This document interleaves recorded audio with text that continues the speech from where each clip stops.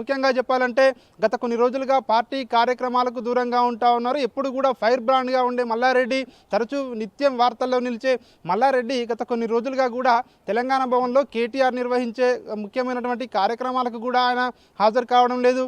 Party కొన్ని నిరసన కార్యక్రమాలకు పిలిపిస్తే కూడా అందులో కూడా అంటీ ముట్టనట్టుగా ఉంటున్నారని చెప్పేసి కూడా పార్టీ వర్గాలే మాట్లాడుకుంటున్నాయి. రైట్, అంటే మల్లారెడ్డి నలుగురు కుటుంబం మొత్తం కూడా మారితే కుటుంబం అందరికీ కూడా బీజేపీ ఒకవేళ టికెట్లు ఇస్తే కనుక రేపు పొద్దున రాబోయేటువంటి జిహెచ్ఎంసీ ఎన్నికల్లో భారతీయ జనతా పార్టీకి కొంత బలం చేకూరేటువంటి అవకాశం ఉంటుందా?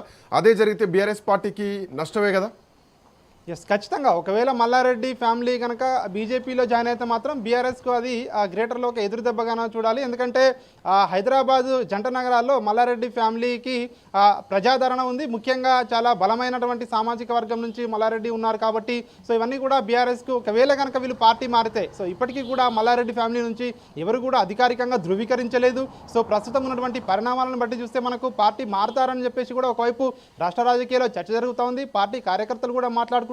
కాబట్టి ఒకవేళ మల్లారెడ్డి ఫ్యామిలీ కనుక బీజేపీలో జాయిన్ అయితే ఖచ్చితంగా అది బీజేపీకి బలం చేకూరే అవకాశం కనిపిస్తూ ఉంది. ఇప్పటికే బీజేపీ అగ్రనాయకులు హైదరాబాద్కు వచ్చినప్పుడు సో కొంతమందితో ముఖ్యంగా ఇట్లాంటి ఎవరైతే బీజేపీలోకి చేరికలు ఉండాలని చెప్పేసి కూడా పార్టీలో కూడా చర్చ జరుగుతూ ఉంది. ఇతర పార్టీలో ఉన్నటువంటి కీలకమైనటువంటి నాయకులకు గాలం వేయాలి, ఖచ్చితంగా ఆపరేషన్ ఆకర్ష్ చేయాలని చెప్పేసి ఒకవైపు పార్టీలో ఇంటర్నల్గా చర్చ కూడా జరుగుతూ ఉంది. కాబట్టి అందులో భాగంగానే మల్లారెడ్డి ఫ్యామిలీ కూడా జాయిన్ అయ్యే అవకాశం లేకపోలేదు అని చెప్పేసి కూడా పార్టీలో చర్చ అయితే జరుగుతూ ఉంది. Srikanth, thank you Raju, thanks for updates.